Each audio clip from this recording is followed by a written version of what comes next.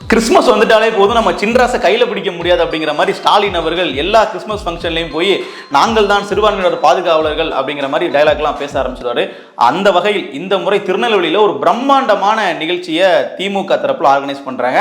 அது திமுகவே பண்ண மாட்டாங்க இல்லையா? திமுகவினுடைய திருச்சி கிழக்கு தொகுதி எம்எல்ஏ மற்றும் கிறிஸ்தவ நல்லெண்ண இயக்கத்தினுடைய தலைவர் இனிகோ இருதராஜ் அவர்கள் தான் இதை ஆர்கனைஸ் பண்றாரு.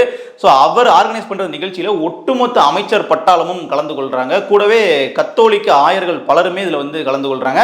இந்த அளவிற்கு இந்த நிகழ்ச்சியை இந்த வருஷம் பிரம்மாண்டமா பண்றதுக்கான காரணம் என்ன? கிட்டத்தட்ட 10 ஆண்டுகளாக நடத்தினாலும் இந்த பிரம்மாண்டம் இல்லையே, இதற்கு இதுக்கு இவ்வளவு விளம்பரம், இந்த அளவுக்கு ப்ரமோட் பண்ண வேண்டிய காரணம் என்னன்னு கேட்டீங்கன்னா, ஒரே பதில், விஜயினுடைய அரசியல் வருகை. இதனால் வரைக்கும் எந்த பிரச்சனையும் இல்லாம, சிக்கல் இல்லாம சிறுபான்மையினர் வாக்குகளை ஒட்டுமொத்தமா திமுக வாங்கிட்டு இருந்தாங்க.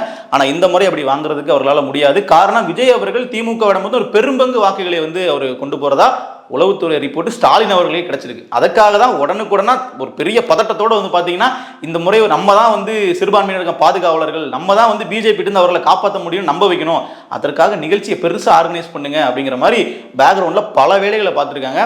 ஆனால் அவர்கள் இவ்வளோ வேலைகளை பார்த்தாங்களே, அப்புறமும் ஏன் கிறிஸ்தவர்கள் திமுகவை விட்டு விட்டு விஜய் பக்கம் போகிறதுக்கான ஒரு ஆப்ஷனை எடுக்கிறாங்க அப்படின்னு கேட்டிங்கன்னா, பல காரணங்கள் இருக்கு. அதுல ஒரு சின்ன காரணம், சமீபத்தில் நடந்த சம்பவத்தை சொல்லிடலாம். 2024 நாடாளுமன்ற தேர்தலில் திமுக சார்பா 21 வேட்பாளர்கள் போட்டிட்டாங்க. என்னப்பா சொல்ற, புதுச்சேரியோட சேர்த்து 40 தொகுதி இல்லை அப்படின்னு கேட்டீங்கன்னா, 40 தொகுதிகளில் கூட்டணி கட்சிகளுக்கு போக திமுகவினுடைய உதயசூரியன் சின்னத்துல மட்டும் 21 பேர் போட்டிட்டாங்க இல்லையா? அந்த 21 பேர்ல எத்தனை கிறிஸ்தவர்கள், எத்தனை இஸ்லாமியர்கள் நினைக்கிறீங்க? ஜீரோங்க. ஒருத்தருக்கு கூட வாய்ப்பு கொடுக்கல.